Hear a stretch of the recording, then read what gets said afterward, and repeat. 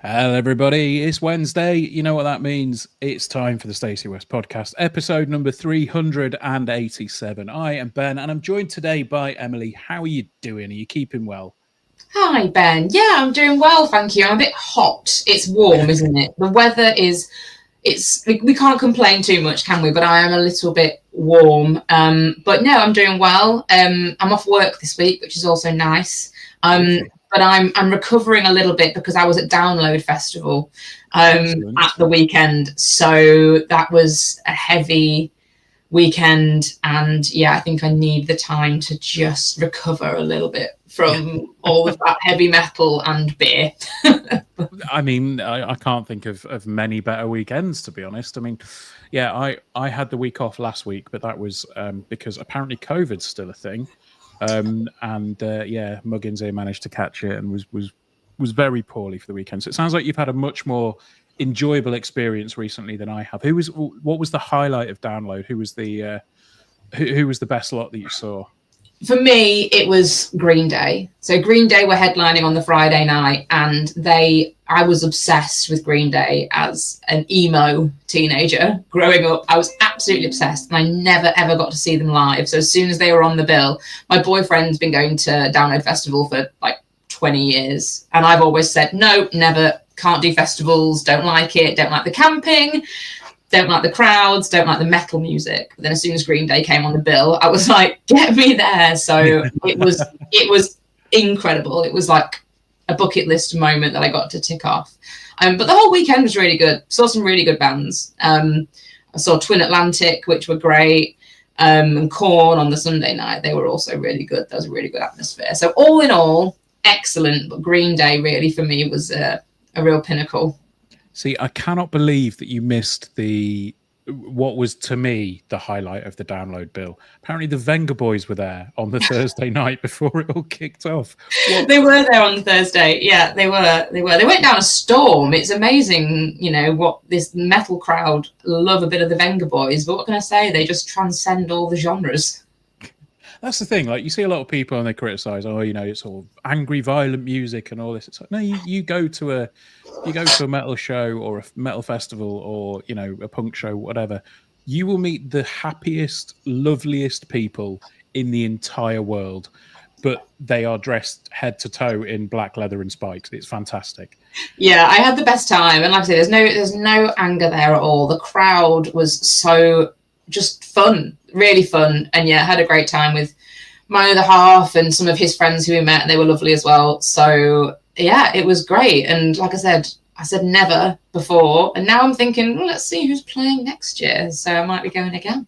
Stacey West Download Trip 2026. That sounds like that sounds like a plan. Yeah. I've not done a festival for years, actually. The last weekend that I did, it must have been probably about 2008, 2009. So it's been a long time. I've done like a couple of days, but it's been a while since I've done a full weekend. And it would be, I used to do Leeds Festival every year, which was just ridiculous. And Green Day were actually on the bill the first time I went there as well. So yeah. Well, I've done a couple in the past where it's rained and rained and rained, and it's been thoroughly miserable. So the weather was really kind to us, which I think helped. And I did go on the Saturday in my retro Lincoln City shirt, the blue and the yellow. And actually everybody was like, this is great because we can spot you. We can spot you in amongst all the kind of, like you say, the black and the spikes and everything else. The blue and yellow football shirt, I stood out. So that was nice too. Absolutely perfect. I mean, look, we can probably sit here and talk all day about music and Download and festival memories of past. But I suppose really we should probably move on to football a little bit. We probably should, shouldn't we?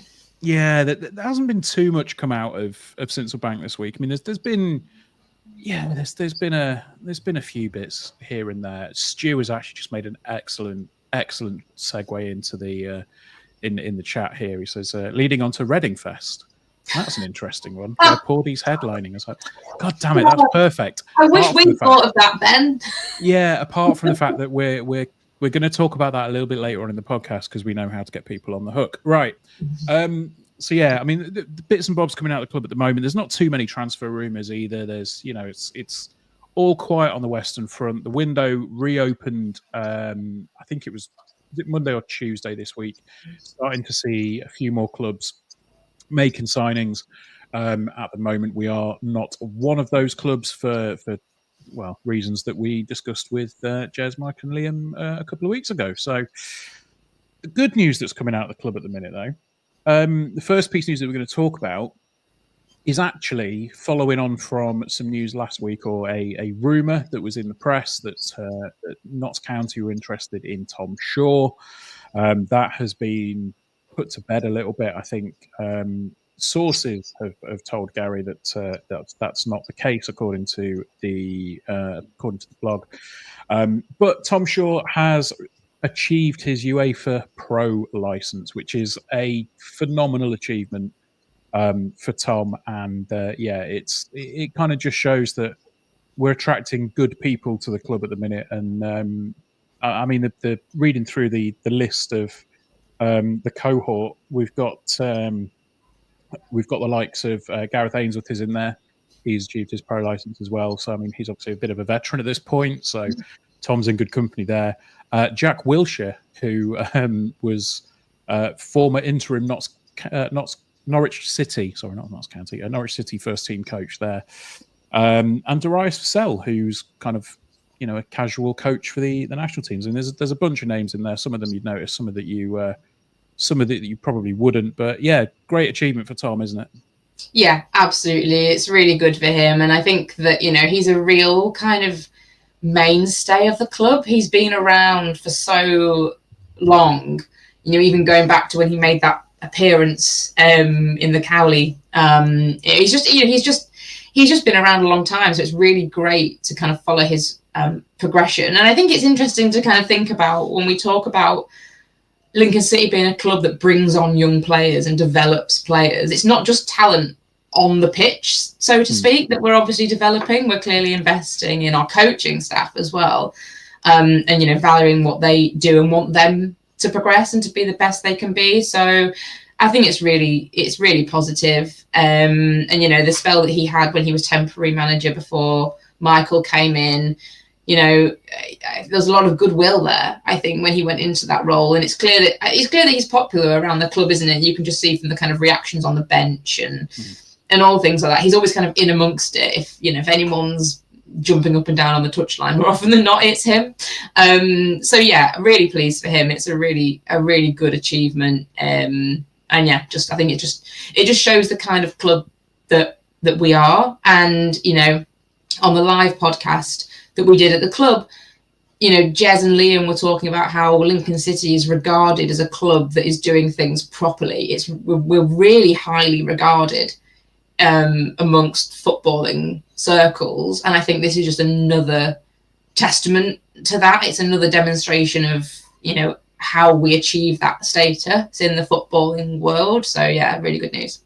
Yeah, definitely so. I mean, that was kind of one of the points that I wanted to bring up, was the fact that we are seen as this, maybe not the bastion of integrity or whatever, but like we're seen as this club that are trying to do things right and do things maybe slightly a little bit differently, but with the right intentions in mind. And yeah, the fact that Tom's stayed on board, he will obviously be attracting attention from somewhere else. Whether the county rumor was true or completely made up, we will probably never know.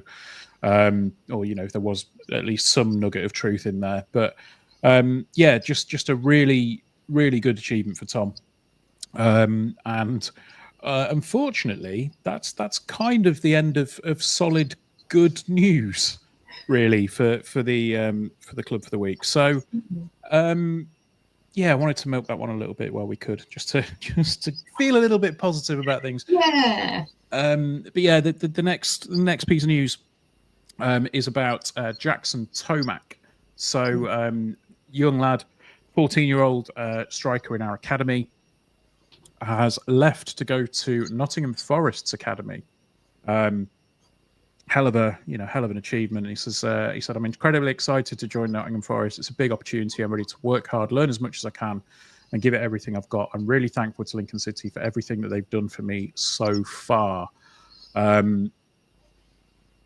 There is a small part of me that thinks everything that you've done for you so far, that how much can that have happened, and how is so far when you're 14 years old? But yeah, I mean, Jackson was the youngest known player to have scored in the FA Youth Cup for the Imps, and yeah, it's depending on how you look at it, it's either one of those where somebody has gone, okay, well, we'll take one of your promising young starlets and see what we can make of them, or it's another one where you go, this is an indication that we're doing things right and people are being picked up. And I mean, there must be some level of protection and future interest in that. You know, there must be something in there, surely. Yeah. Well, the news did say that we'd agreed a compensation for it. So I would assume that that's going to work well in our favour. But I'm with you. I think it's a sign that we're doing things well. Another sign that we're doing things well. I think the youth team had such a great run in that cup that it really got people talking, and that's obviously where one of the main areas where he's caught the eye of bigger clubs with bigger academies. And Lincoln City gave him the platform for that. The team of Lincoln City and our academy gave him the platform to have that cup run and to have that kind of moment that's clearly caught the eye of, like I say, bigger and better teams than us. I think when you're 14, it's a mad prospect, really, isn't it, to think about. I was listening to Green Day in my bedroom when I was 14. I wasn't signing for a Premier League academy, certainly not. Yeah. But yeah, I think it's a great move for him, because it's like I say, Forest are a big academy that are known for bringing on young talent, and I guess it's a decision where he either breaks through into Lincoln City's first team and becomes an asset for us that way, or he leaves now, we get compensation, and I sort of feel like at 14, it does feel a little bit like, well, let's see what happens. It's I would imagine it's very hard with a 14-year-old to be able to say, yes, they're going to be playing in Lincoln City's first team in 2-3 years' time. So probably a good move by the club, I would say, to get that compensation, to get him, hopefully, that you say, a bit more of a package if we've got a future interest in him, and get him off to a bigger academy now while he's at this young age, and like wish him well as well. He's one of those people that I'm sure we'll be keeping an eye out for now, see where he breaks through, and hopefully he does have good success. Yeah, absolutely. So yeah, all the best to Jackson for his future career. There's something to me that's obviously similar but different with the Zane Okoro situation at the moment. We've obviously seen Zane playing in the first team, and we've seen him what he can do at the youth team level as well. And it feels to me that if Zane were to leave the club this summer, it's kind of the next step along from where Jackson is, because it's like, okay, cool, with a 14-year-old's going, it would probably be nice to see him in the first team at some point, but you're probably looking 6-7 years down the line when he's starting to hit his prime, he's starting to be incredible and all the rest of it, and a better academy will give him a better chance of being able to progress on that.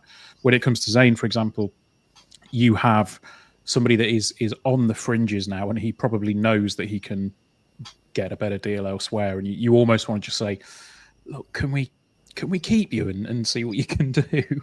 It's a weird one, isn't it? And I mean, again, just kind of shows there are prospects in the academy, and you just got to be a bit patient with some of them. Yeah, definitely. I mean, it's just, isn't it great just to hear this coming out of the academy? Yeah. I mean, the Sean Rowan story is, is one that I think it still cuts a bit deep. I'm still a bit upset about Sean going, but you can't argue with that. Freddie Draper, Jovan McCarmer, the fact that we're hearing about players from the academy says that we're doing something right in that area.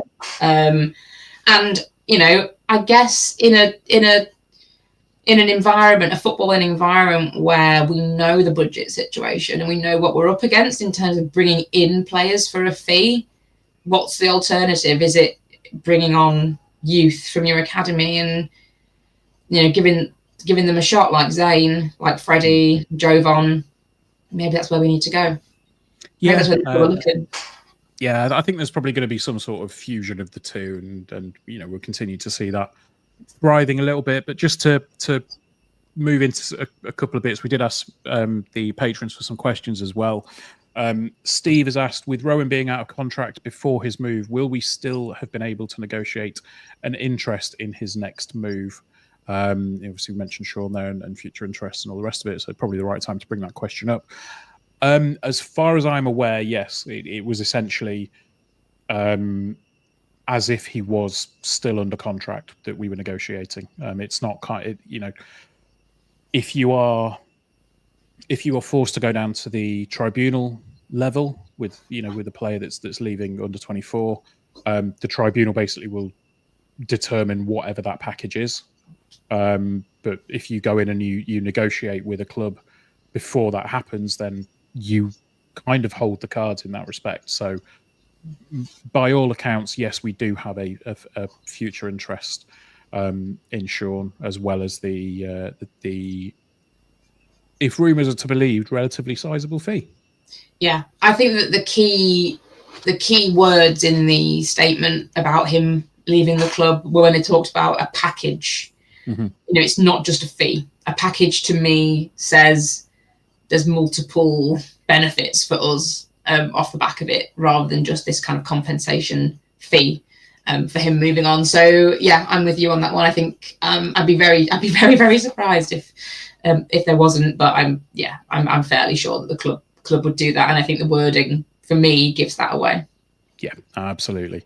And of course, the little comment here just says from Red Wimp says, I always say the time to be worried is when other teams don't want any of your players or your staff.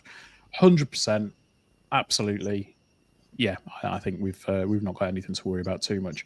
I think we're in good hands with some of the squad that we have, but obviously some of the squad are on the move. Now, let me just find my document with the running order, because one thing that we do have, although there aren't too many rumours at the moment, one rumour that we do have is has been reported by Gary on the site. Brandon Kaler from Birmingham City, who spent last season on loan at Bradford, put in some really good performances by the sounds of it, and obviously helped them to promotion. Sounds like he's the target of a couple of clubs in League One. One of them being ourselves and the other one being Blackpool. So possibly a possible signing for us. It's an interesting one. It's a name that you probably wouldn't hear too many people shouting about, saying, "Oh, we've got to sign him." But I think that's where we're going to see these signings coming in at the minute. I don't think we're going to see the names that we're all familiar with. I mean, this time last year, who'd have heard of Eric Ring? Nobody knew who he was. And now there's a few people probably tipping him to be a key player for us this season. So it seems like he's surplus to requirements now that Birmingham have gone up. So they obviously see him as a League One midfielder. So why not let him go to a League One club? Sounds like it'll be a permanent deal as opposed to the loan that he was on at Bradford. But the sticking point here, Emily, is obviously going to be the Blackpool contingent. Yes, yeah, and I think, just to go back, I think you're right in he's not a name that you might have heard of, but I think given where we are financially, we're not going to be bringing in. We can't operate in those circles, bringing in big names. I just don't think we physically can. But yeah, it's always going to be difficult coming up against teams like Blackpool, who do have, you know, a bigger budget than we do. I think, you know, I would say they feel like a similar size club to us, but obviously they've had that Premier League run relatively recently. But you know, I think that it's one of them where, because he's a young player, you know, I think he's 20. You know, I know that the club do a lot of work, you know, to kind of speak to players about what Lincoln City can offer that isn't financial necessarily. I think that hopefully that draw of bringing on a young player, what we can do for young players, how we can develop them, is a bigger selling point to some, you'd like to think, or at least kind of, you know, that's what we've got in our bag, isn't it? Particularly when we're talking to these young players compared to the likes of Blackpool, who've got the money and can probably offer him more than we can. It's an interesting one because I think on, you know, on first glance, we've got a lot of midfielders. I think we're quite spoiled in our midfield for, you know, looking to next season. Given that he is young, if he did come in, would he then go out on loan again to get some more time, similar to what we did with JJ McKiernan this season? But then there's always the Ethan Arahan factor, isn't there? There's always the speculation, the question mark about whether he will be here when the season kicks off. So is he somebody who could be coming in for him? I don't know. It's actually a point that's been raised in the comments. Harry says, surely we're looking at Keeler to replace, because of Ethan Arahan leaving, it would be ideal to use the funds from his sale to replenish the squad in needed areas. So, yeah, absolutely. This feels like almost like a longer term replacement for Ethan Arahan if it were to come off. I feel like if we see this gain a little bit more traction, then Ethan's probably on the way. But let's discuss that when it happens. Yeah, let's not do that now.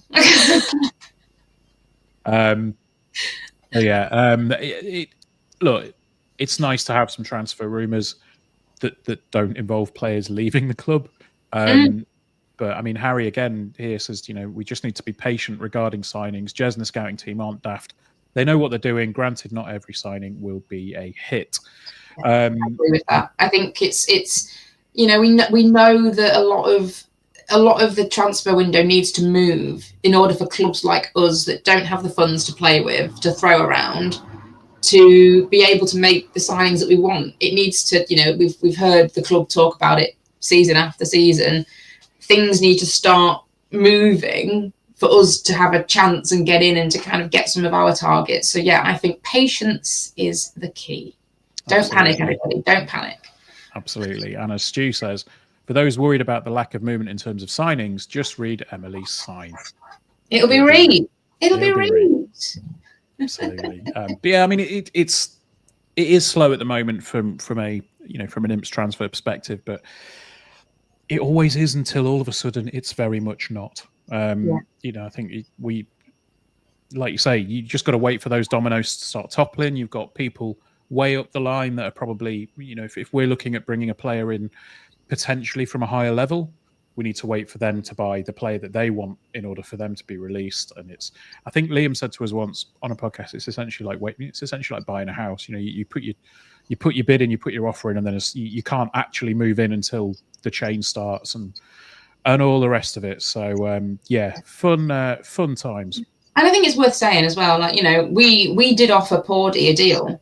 Yes. So we were offering him that, and obviously he chose to leave, which we will come on to later in the podcast.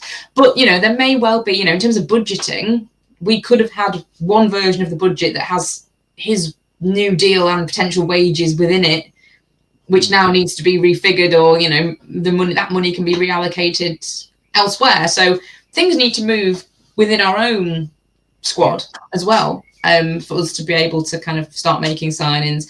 I didn't expect us to. I'm not sitting here, you know, waiting for something to happen. I didn't expect it to this early on. I just don't think that's how we operate. So yeah, it'll be re everybody. It'll be re, absolutely. But yeah, you know, we won't be left with the dregs. We won't be left with, you know, everybody else's cast-offs. That's not how the transfer window works. It's if you've got a target and you've got money, then yes, you can probably make these deals happen pretty quickly. If you have a target and you don't have a lot of money, then you have to wait a little bit. And I think at the minute we seem to be in the we might have to wait a little bit camp. Yes, yeah. And where's the fun in just having cash and just throwing it at players? Hey, where's the challenge in that? Where's the fun?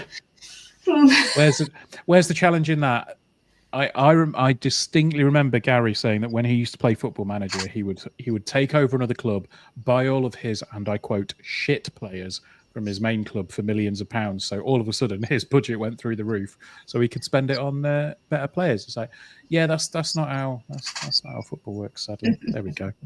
But okay, right. A little bit earlier than normal, we are going to take a very short ad break. Because I think, to be honest, there's only so much we can stretch out of one maybe transfer rumour and a couple of other small bits of news. So we've done pretty well for that so far. So we will see you guys on the other side of this ad break if you're listening, and if you are watching live on YouTube, we'll say hello in a sec.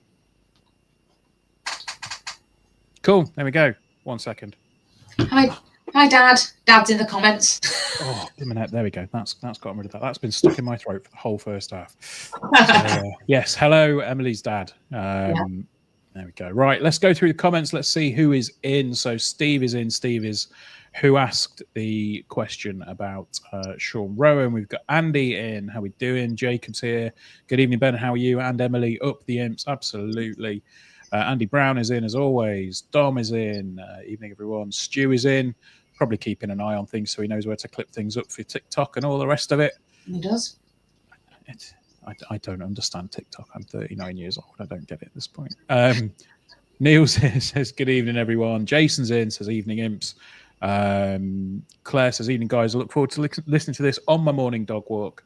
Jacob just can't wait for the season to start again. Me too. It's getting twitchy on Saturdays now. I don't know what to do with myself. Lynn says, hi.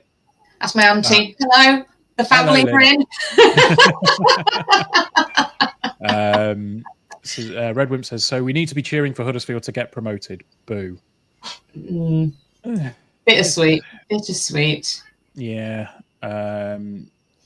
Paul says, should the club adopt a Peterborough type? I'll tell you what, we'll answer that in the bit where we talk a little bit about Paudie.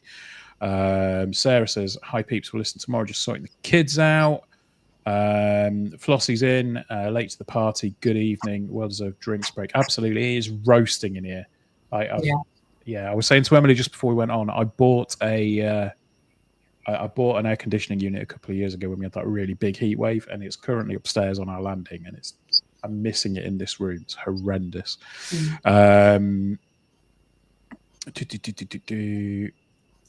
39. Sod off, Stu. What I will say, with people who are missing the football, the women's Euros starts in a few weeks, which is why I'm sporting my Lucy Bronze shirt. So cheer on the Lionesses, see if they can retain their Euros title. So yeah, football, it's not over. It's not over for the summer. There's something coming up. Martin says he's so desperate to see some football, he almost turned on the Club World Cup. Did you see the pictures from the Chelsea? I can't remember who it was they were playing, but the Chelsea game. They played LAFC. Yeah, I did. Yeah, I watched it for about 30 seconds, and then 70,000 seater stadium, and it's under a quarter full. It was, that's got to sting. And then Richard says, I'm in. I just haven't commented yet. Well, there you go, Richard. You commented now, so you are part of the show. And Rach says that I won't watch the Euros now that Millie Bright isn't in the squad. It's a hard. I could do a whole podcast on that, but save that for another stream. Yeah, Women's Euros stream. If anyone's interested, let me know. Yeah, do a watch along or something and have a few beers. It'll be fun. Yeah. Right.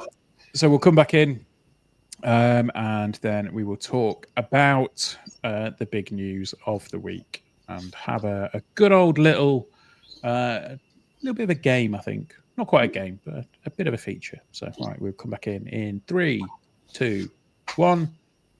So there we go. That is your ad break for the week. Thank you to whoever has sponsored us. But of course, it's probably time to talk about the bit of news that everybody thinks we were going to get out of the way up front. Paudie O'Connor after having left the football club following the expiration of his contract, has signed for Reading. It looks like it's Reading's first signing of the summer.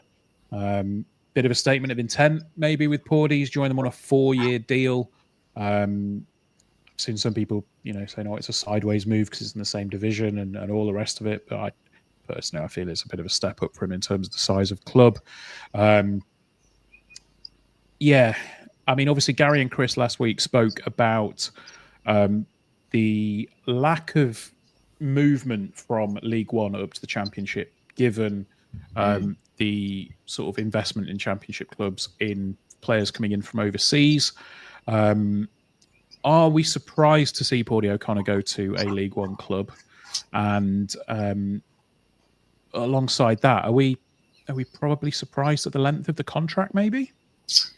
I'm first of all, I'm not surprised. I'm not surprised that he's gone. I think that was. I know that we offered him a deal, but I think it was expected.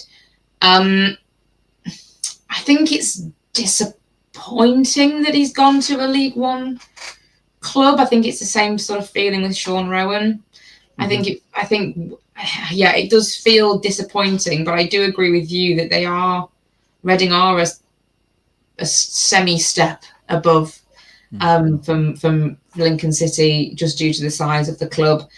But the contract, it's a long contract, and I think that is probably one of the deal breakers for him in his choice to leave Lincoln City. I'd be surprised if we were able to offer him a contract of that length, and at the stage that he's at in his career, I think it'd be very hard to turn down a 4-year deal. Yeah, definitely so. I think it's it is a shame, and obviously you do want to see players step up and make that jump up to a higher level. I mean, sorry, I just had to go through some comments, moderating in live in real time as well. But Harry here says, I thought they'd both be in the Championship, being 27 and 22. You'd think they would want to step up in terms of division and wage. I mean, obviously, the second part of that is undeniable. There will obviously be some pretty hefty wage rises on the cards. In terms of the division, I would have obviously preferred to have seen both of them make the step up to the Championship, primarily because I think both the players deserve it. I mean, Sean Rowan especially, going from being left out of the side under Michael Appleton to playing every single minute of every single league game under Marcus Gabala, shows how much he's come along as a player and as a person. When it comes to Paudie O'Connor, I think he's been just an absolute warrior. He's put his body on the line so many times. If it's not hanging off, he's going to play, I think was one way that was used to describe him by Scabala at some point. So of course I'd have preferred to have seen them both go up into the Championship, but as Chris pointed out last week, we don't have that flow of players moving up the leagues from one club to another. I think, was it 7% of signings, permanent signings in the Championship have been made from clubs in League One.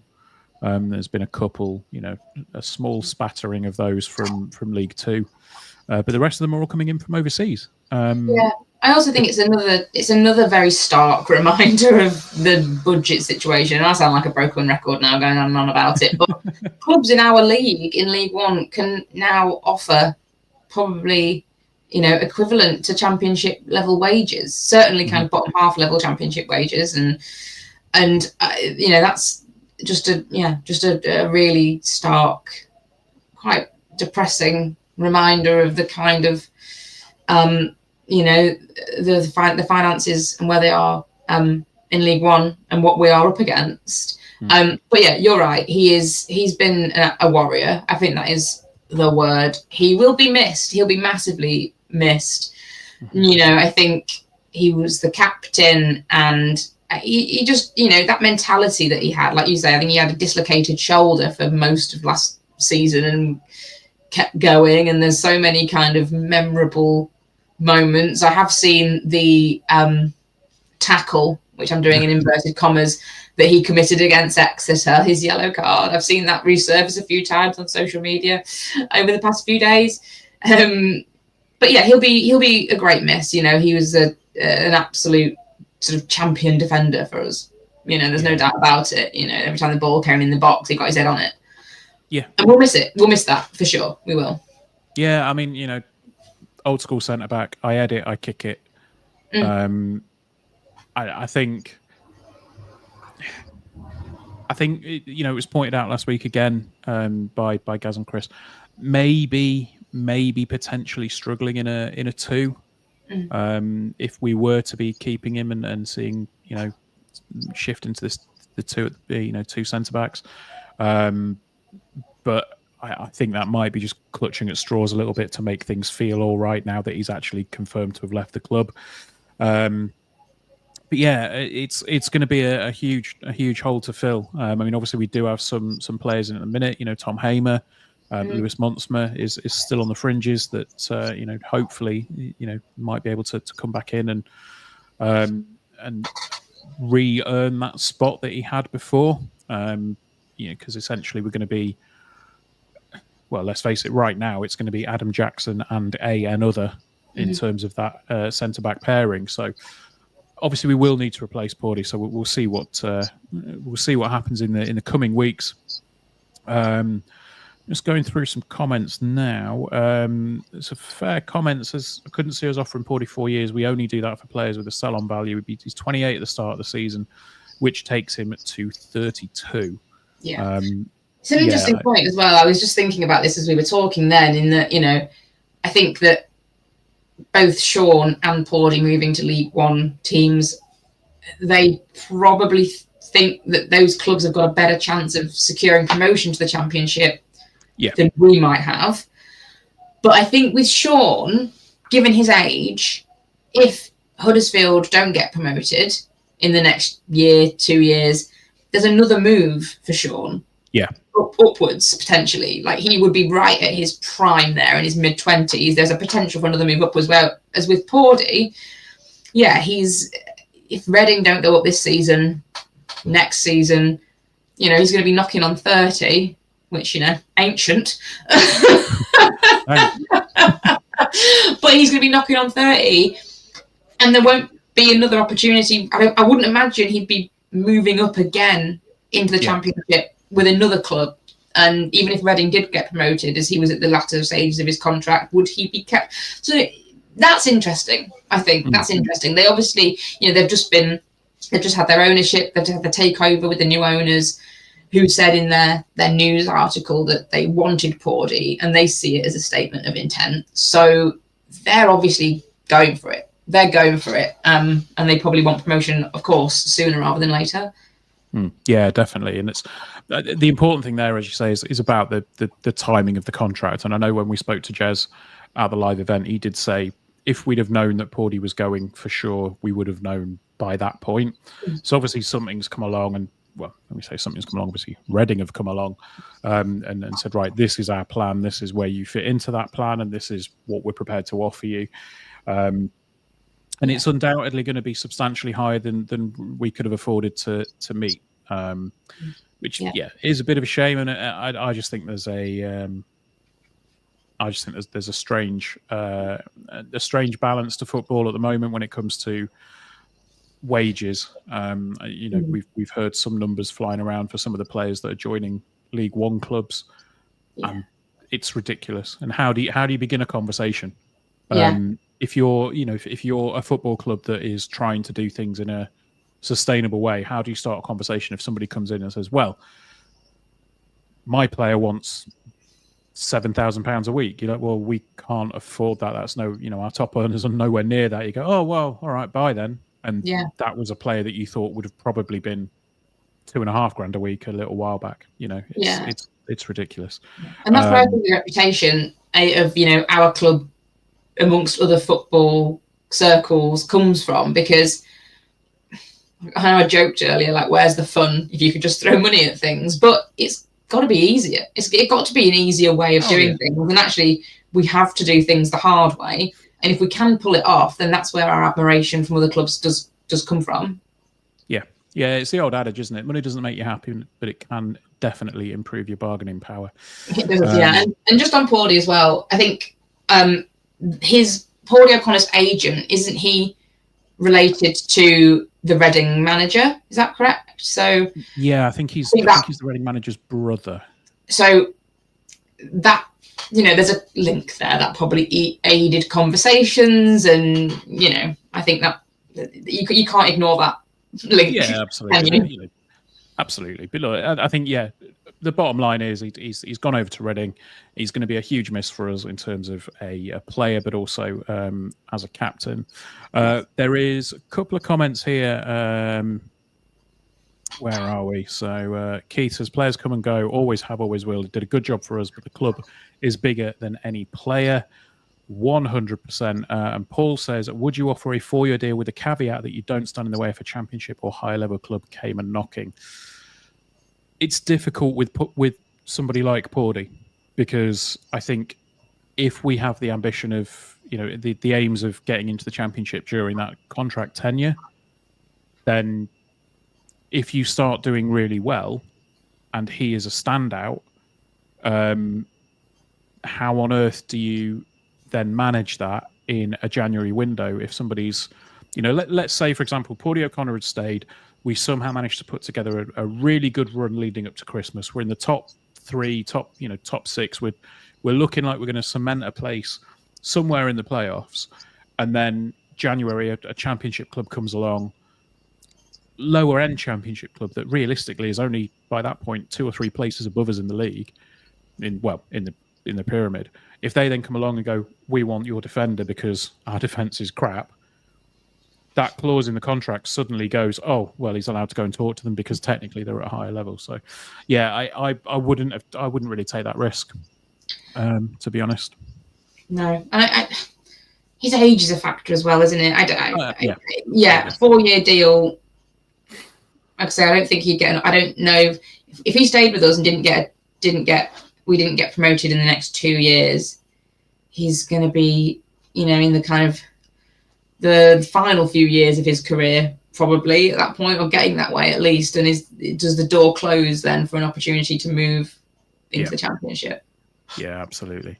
Andy Brown offers 2 words, which will probably have Charlie tingling somewhere. It says Alex Mitchell. Wouldn't that be nice? We'd all love it. We would all love it, but it would feel like a miracle. I think. Yeah, I think Alex Mitchell. The door may have closed on a permanent deal there, primarily because a lot of clubs will have, triggers in contracts that say, by the way, if we get promoted, you'll get a nice jump in your salary. Whether that's a case of, 1.5 times or doubling the salary, it will be ridiculous. And if you imagine that Charlton were probably spending quite big in League Two, in League One, going up to the Championship, if their players have suddenly doubled their wages, you're not going to get a player that's just been promoted to the Championship coming down to play League One football for a club that can't really afford all that much money. No. There's not I don't think there's that much goodwill between us and Alex Mitchell, sadly. Not that much in salary.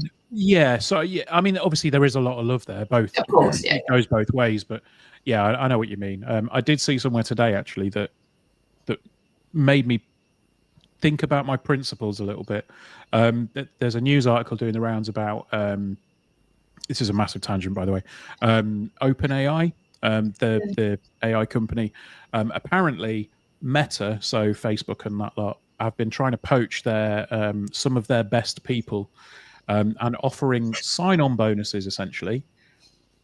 And these sign-on bonuses are $100 million. Good Lord. And I thought to myself, you know what?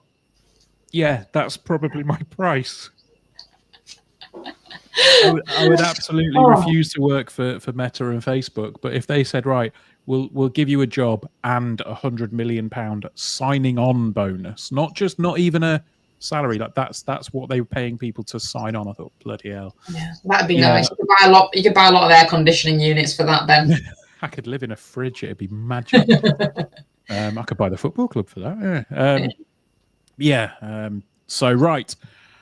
Okay, right. Let's get back to football. Obviously, Paudie going is a massive blow. So it does leave us short a player, but it does, more importantly, Emily, leave us short a captain.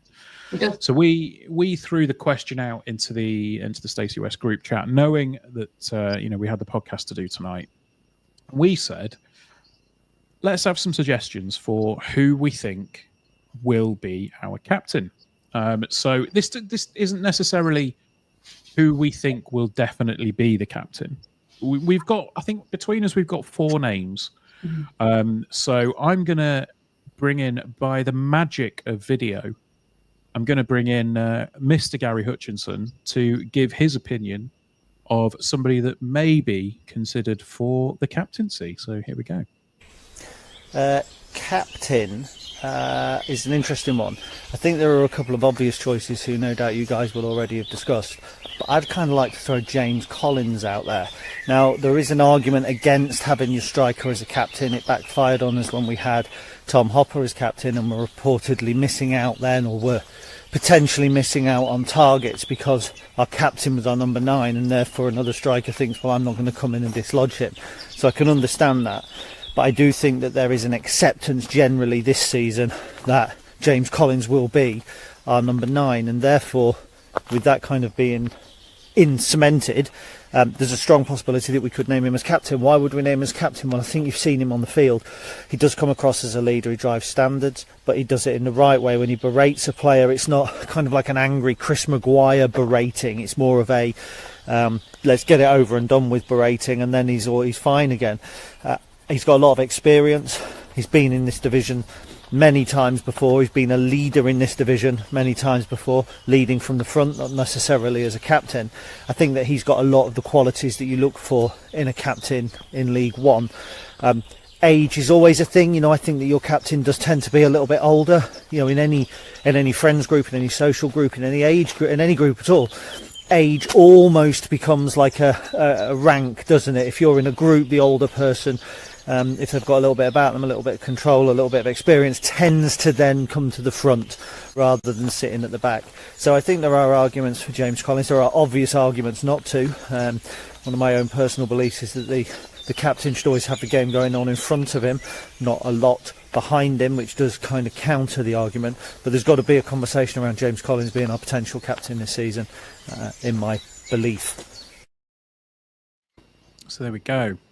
Gaz is putting forward James Collins as an option for the captaincy. Again, not necessarily what we think will happen, but just options around what could happen. So thoughts on Collins, Emily? I mean, my views kind of line up with Gaz's, so I'll leave the floor to you for a second. Yeah, no, mine are similar. I think he's an obvious leader on the pitch. He's got a certain mentality. You can see that he wants the ball, and when he doesn't get it, he, as Gaz says, he kind of remonstrates about it, not in a sort of in an aggressive way, but in the right way. But you can tell he's passionate. He always wants the ball, so he's got that mentality about him. It's been referenced a lot about how he is a great mentor to have brought into the club because of his experience, because of his age, to support with younger players. So I think he's a good candidate for that. I suppose my reservations are he's not a long-term figure at the club. He hasn't been here all that long. Whether that matters or not entirely sure. But we'll throw that into the kind of cons side of this. And yeah, another thing that Gaz mentioned, I do find with James Collins, if he isn't scoring goals, he does drift out of games. So whether that's the kind of play that you want from your captain or not, I'm not entirely sure. But I think definitely in with a shout.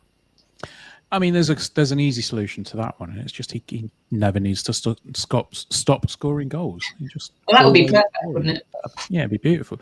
No, look, I think that the pros and cons are fairly obvious there for Collins. Like I say, he's a sort of hardened professional. He's been there. He's done that before. He knows what he wants. He knows what he needs from his teammates. To a slightly lesser degree, it feels a bit like the reports that I've heard coming out of Shrewsbury with regards to John Marquis. Like, apparently John Marquis royally fell out with a few of his teammates because he was just pissed off that they weren't pulling their weight. And I'm not saying that there are players at Lincoln that aren't pulling the weight, because that's not the case. But you know that James Collins would be the one that would be pulling them up, and like you say, he's that role model for the younger players. He's obviously been there as a bit of a mentor for the likes of Jovan and Fred, and yeah, I think having a bit of a talisman being your captain is there's something nice about that. It's almost like a perfect fusion. I think when you've got you've got this air of mystery around a player that's just going to be superb for you, but the thing comes down to is, and it is something that Gary mentioned, it's the striker as a captain argument. I just can't abide by it. We saw what happened with Tom Hopper, and it was kind of understood that the reason that we didn't bring a striker in at that time was because Tom Hopper was our captain. And when Tom Hopper's your captain's going to play, and that means if you're playing one striker, you're not going to need another one unless he gets injured, at which point there'll be somebody else being the captain anyway. But I would feel more comfortable having James Collins as a captain than Tom Hopper, because we know that James Collins can consistently score goals. However, if he goes through a bad run of form, do you drop him as a captain? It's a hell of a lot easier to drop somebody as a striker than it is to drop him as a captain. Yeah. And again, like Gary, I'd much prefer having my captain at the back, whether that's a centre back or even a goalkeeper as captain. It's getting rarer and rarer that you see that now, but there is something quite domineering in there about having a goalkeeper as a captain. That's barking all the commands out from the back. I can see the reasoning behind it, but there are also a lot more options that aren't there. And also, Paul makes a good point here. He says, you need a captain that can play Saturday, Tuesday, Saturday. Last season, he was a one-game-a-week guy. It's a very good point. Very, very good point. Right. Next up, we've got Charlie, who has given one of the other options that we've discussed as a potential captain. So take it away, Charlie. Evening, both. So for my pick for the next Lincoln City captain after Paudie O'Connor has obviously left, I think Adam Jackson is the right fit. Been here for a good few years now, and I love being able to reward a loyal player that's been with us for a while with the captaincy. Even if we only get one more year out of Jacko, I think he'd be a really worthy option for that role. From what I can gather as well, he's been a real leader in the dressing room, really helped out players. He's stepped in as captain on a match day on numerous occasions when Paudie wasn't in the squad. And I just feel like it's the natural progression for him to be the next captain now that he's gone, and now that Paudie's gone. Although I think there are definitely a couple of other really good options. Again, I think he just pips the likes of Tendai Darikwa for me because of the fact he's been here for such a long time. He knows Lincoln City inside out. He knows this club. He knows the players. He knows the fans. And I feel like he could really bring something that little bit extra based on his loyalty to the football club for the past few years than what a Tendai Darikwa or even a James Collins could do. There we go. So the shout is there for Adam Jackson as Paudie's replacement. So thoughts, Emily? I wholeheartedly agree. I think, he achieved his 150th appearance for us last season. And I think it's nice, like Charlie says, to reward players that have achieved that. He's been with us a very long time. And I think that goes a long way, particularly when talking about captaincy. I've made a few notes before this, and I just wrote down Mr. Reliable. Yeah. I think I want in a leader, just someone who's just dead reliable, really reliable. He has stood in for captain a few times when Paudie's been unavailable, so was sort of the second in command, if you want to call it that, before. I guess on the flip side of the reliability is that he's not kind of the flashy choice. I don't know him, but he doesn't strike me as a shouter, as a kind of vocal, as a very, sort of flashy option, a flashy player. It's the arm around the shoulder rather than the punch in the face kind of option, isn't he? Yes, he is. Which isn't, that's not necessarily a bad thing at all. It's not a bad thing, but depends what option you want as a captain. Do you want steady, reliable, or do you want somebody who's got a bit more vocal kind of a persona about them? But yeah, I think he's another really good shout, and I think that kind of long term. He's a stalwart. I think that's another good word to use for the club, isn't he? I think that is going to go a long way in this discussion. What do you think? Yeah, definitely, and I think that does go a long way, particularly with fans. If you've got a player that's been here for what feels like forever at this point, he's obviously been through a lot with injuries, which weren't necessarily injuries. With the concussions and everything. The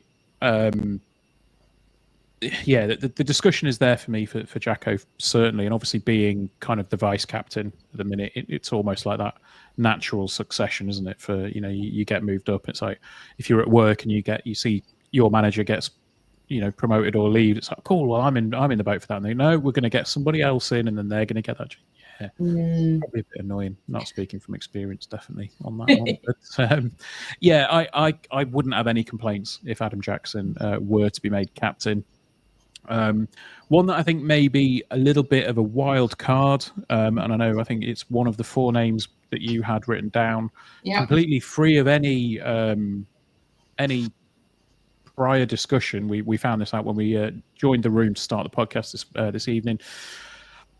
Ethan Arahan, if he stays, could he be in with a shout for being a potential captain? Now, my reasoning for throwing his name in there is it's a bit like giving the class clown the prefect role. You give somebody that's maybe got a little bit of a reputation, a bit of a hot streak in them. You give them a bit of responsibility, and it completely changes them, and it turns them into almost like a model citizen, I guess. Obviously, Ethan had a rocky time that sort of culminated in the Bolton game. 2 yellow cards in the space of 2 minutes either side of half time, getting sent off at half time, and it led to an awful lot of criticism, which was not unwarranted, most of it. I think it was a fair point to rake him over the coals a little bit. But one thing that we noticed when he came back, did not get booked once for shooting his mouth off. Yeah. So do you think he might be that kind of person that just needs that little kick in the backside to say, what are you doing? Sort yourself out. And would something like the captaincy maybe have a positive impact on him? I think it's a decent shout for sure. I think it's evident in how he plays that he is motivated to improve and get better all the time. Sort of towards the end of last season when he came back after his injury as well, there's so much talk about him moving on and leaving the club. But he came back and he was outstanding, and you could just see that when he came back he was a cut above everybody else. So I think that he may be that kind of player that is constantly wanting to learn and to improve, and that could well be with his temperament as well. I do think he's a wild card choice, but I don't think he's off the table. As I've said, he's an outstanding player and he controls that midfield, and he is a cut above, and when he plays well, the team plays well, plays better. He did win Players Player of the Year, not last season, the season before, I think. So that that shows how he's regarded by his teammates. So I think that also goes in his favour. He is young, so I think it's very, very unlikely that he will be with us much longer. Even if he stays now, I think he will move on. I can't see us offering him a new contract and him signing it and him being with us for a long time. But for the sake of this argument, if we were to pick somebody who could be captain year on year on year on year and have that continuity, he's got time on his side. He's got youth on his side for that. But the question marks for me do come around his temperament. Mm-hmm. Is that how you want a captain? The speculation that he could go is another one. I think he's a future captain for sure, just maybe not with us. Yeah, no, like I say, it's a wild card one. It's one of those. It's not who I think will replace him, because I think of the five of us that had the discussion, I think one name stood out above everybody else, and that is, of course, Tendai Darikwa, who has been phenomenal in his debut season for the Imps, winning, I think, Fans Player of the Season, Players Player of the Season, Away Player of the Season, Tea Ladies Player of the Season, Backroom Staff Player of the Season, Ticket Office Player of the Season. I don't know how many more there are. And of course, the most important one was Stacey West Player of the Season. Tendai fits the mold of a captain for me. He's got the experience on his side that James Collins has got. He's got the ability to consistently play games. I think he was the second highest, the highest appearances this season behind Sean Rowan. He's a specimen of a human. Let's be honest. There's no doubt in my mind that he will continue to play as many games as he did last season this time round, unless, God forbid, he gets himself injured. But I think it's the obvious choice. He seems to be really well regarded behind the scenes. Everybody that I've spoken to that's met Tendai says he's just the most lovely bloke you could hope to meet. He's got high standards. He drives perfection, and he plays at the back of the pitch. Now, that, to me, that's what you need. And if we're not playing with wing backs this season, and he's going to be a bit more of a dedicated right back, I can't think of a better person to give the armband to this season, Emily. Yeah, I agree with everything you've just said. I've not got a great deal more to add to it. To be honest, I just completely agree with it. He drives standards, doesn't he? He drives standards. He's another one of those players that, if he misplaces a pass, you can see how annoyed he is with himself that he's done it. So I think, he drives standards across the pitch, and he wants that kind of level out of all of his teammates as well, which is really important. He strikes me as another kind of calm player, doesn't often lose his head. So I think that's, again, important in terms of his temperament. And, going back to the kind of argument I was using around Ethan Arahan, in that he's young, so he's got time on his side. If he did kind of you want a captain that's going to be there year on year on year. Tendai is obviously older.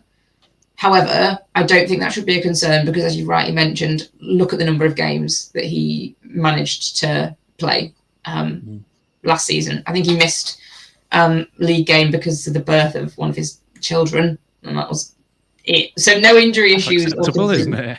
I think we'll allow that. But yeah, I think he's a fantastic candidate, and I haven't got any more to add to it other than what you've already said, Ben.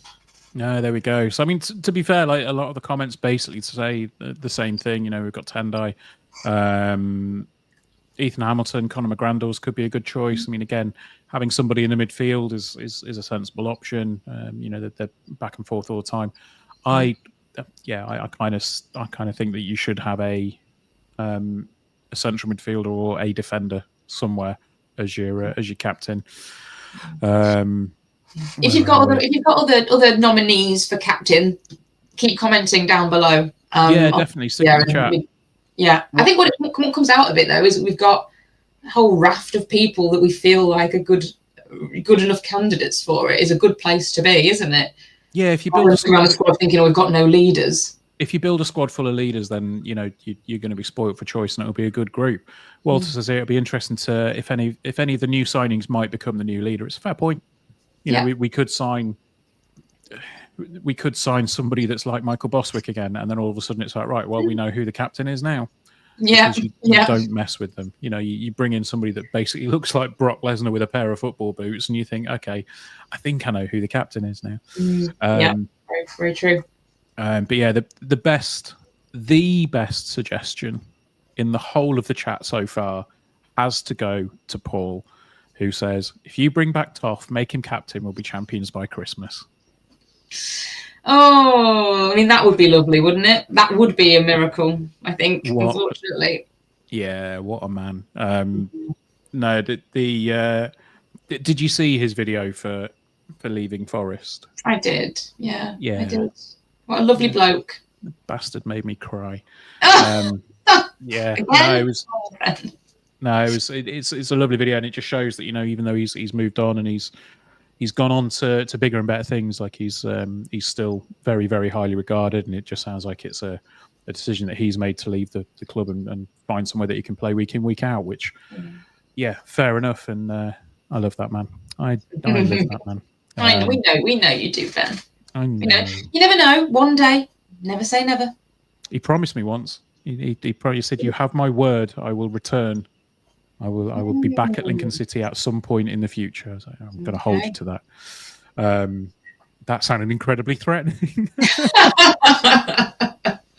Yeah, no, but yeah, Steve with a picture of Toff in his profile picture says he loves Lincoln and will be back at some point. Yes, hopefully he will be.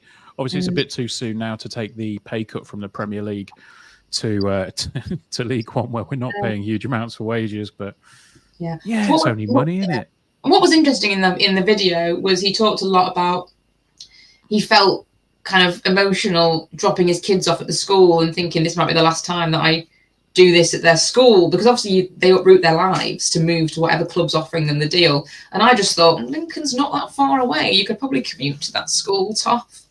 But yeah, probably slightly too soon, but we can dream. Yeah, we can. Well, I'm sure that there is going to be plenty more opportunity in the future for me to reminisce about probably the best left back we've ever had. However, one of the best centre backs we've had in recent memory has left the football club. He's gone to join Reading. We've discussed who might replace him as our club captain. I think we're fairly set that Tendai Derek was probably going to get it, but Adam Jackson's not that far behind.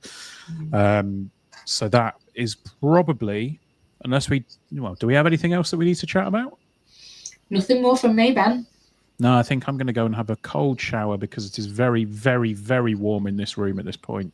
Yeah. I've left the windows open, so apologies if there's been traffic noise all the way through, but my comfort takes precedent over audio quality sometimes. But in the meantime, that's been episode number 387 of the Stacey West podcast. I've been Ben. She's been Emily. And until next time, up the imps. Up the imps.